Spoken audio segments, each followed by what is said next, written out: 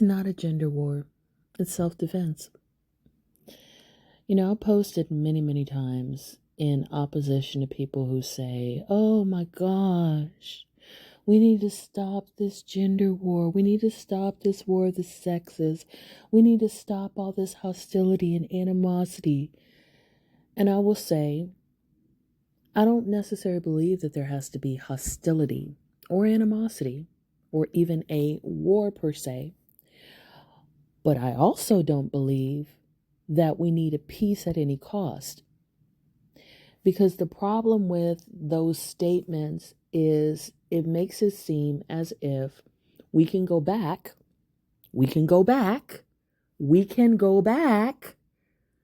to a positive state of events. And what existed before was not positive. What existed before was oppression, repression, suppression, and the lack of rights for women. So I see it the same as people who claim that America, let's make America great again. The question is, well, what exactly do you want to go back to? Because we've only been in this modern era where all minorities, all genders have had rights for a very short amount of time. I was born in 1970. When I was born, women didn't have access by law to credit, to grants, to being able to sign contracts, even to being able to report their spouse for domestic violence. I'm only 54 years old. So what exactly do you want to go back to? And the same thing can be said about rights for minorities. There have been discrimination laws that have been passed within a few years of my birth. The Civil Rights Act was just a few years before I was born. And a lot of that has been repealed now that we have certain people in office. So this idea that we can go back. No, I don't want to go back. My ancestors, my parents, my grandparents, my aunts and uncles fought too hard, marched too long, put their lives on the line for me to have the rights that I have. So no, I don't want to go back because some people are uncomfortable with the fact that we are now speaking out about injustice and inequity. And it's not just we're going to march and we're going to protest and we're going to boycott and we're going to put our name on some petition, but we're not going to date. We're not going to have kids. We're not going to agree to imbalanced relationships where we do the majority of the domestic labor and the child care. That's not a gender war. That's just having some boundaries.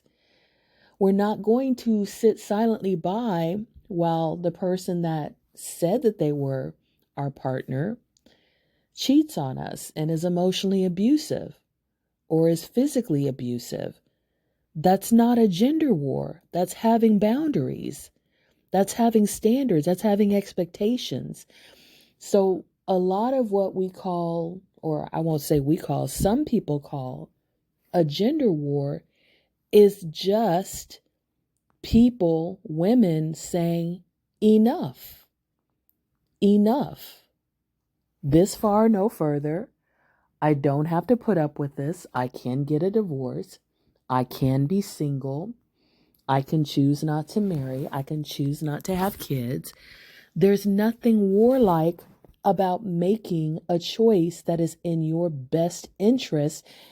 And it's not even hurting anybody else except for the fact that some people feel entitled to your behavior always being in their benefit. Some people feel entitled to getting what they want, to not having to change, to not having to treat another person with respect or even have to worry about consent. So that is what we're dealing with.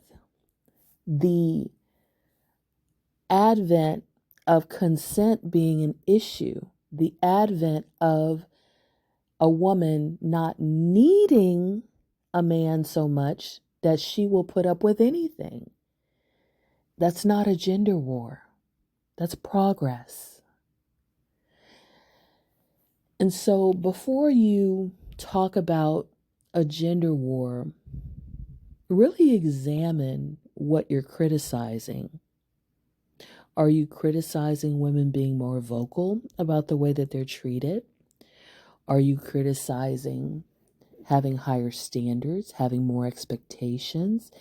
Are you criticizing not being ashamed of things that you feel once were shameful? Because also realize that a lot of the standards that were put upon men and women didn't necessarily benefit them. It benefited certain people in society because it gave certain people control, but it didn't necessarily benefit them. A woman never going on a date until she meets a man who, quote, wants to marry her benefits the man, not necessarily the woman, because she doesn't have anything to compare him to.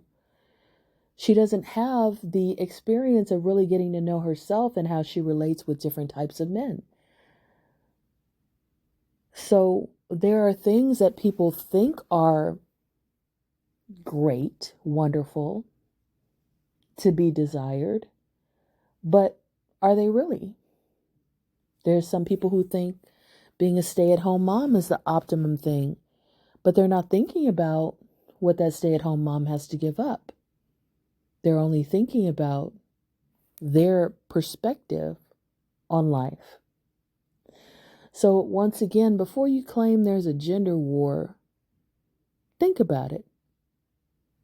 Think about the women who sacrificed everything and got very little in return, and how their granddaughters and daughters and nieces looked at them, watched them wither, watched them give everything, watched them be disrespected and dishonored and unappreciated, and said, hey, I'm not going to do that. That's not the life that I want. And the boys who looked at that and said, oh, she's so sacrificial. Oh my gosh, look at her. I want a woman just like that. I want a woman who does it all without complaint. I want a woman who does it all and I get to lay back and enjoy it. You know, I saw this video on TikTok, and this man was at the beach. He was packing up. He was getting in his car, and he saw a family drive up in a station wagon, which, man, station wagons, in a station wagon anyway. And they popped I guess the hatchback, whatever you call it, the back of the station wagon. And the dad got out with a folding chair and began to walk to the beach. The son got out with a folding chair, began to walk to the beach. The daughter got out and took a folding chair, and the mom gave her a second folding chair. And then the mom pulled out of the trunk a cooler, a folding chair, and a shoulder bag that had extra clothes and towels and all these other things in it. And the man was watching her as she is looking at her whole family walking all the way to the beach. And the husband is already in his chair, sitting, watching the water. And she has propped the cooler against the car. She's trying to figure out how she's going to carry the chair, the handbag, and the cooler. And nobody's there to help her. And he thought, you know what? I should go help her. And he said, oh my gosh, if I go help her, the husband's going to be embarrassed or angry. But if I don't help her, the son's going to think this is normal. Now, this was one snippet that took him probably 2 minutes to see. But this is what people are saying we need to go back to. And this is what people are saying is a gender war when women argue against it. Because it's normalized. Stop normalizing things that should have never been normalized in the first place. May you walk in synergy.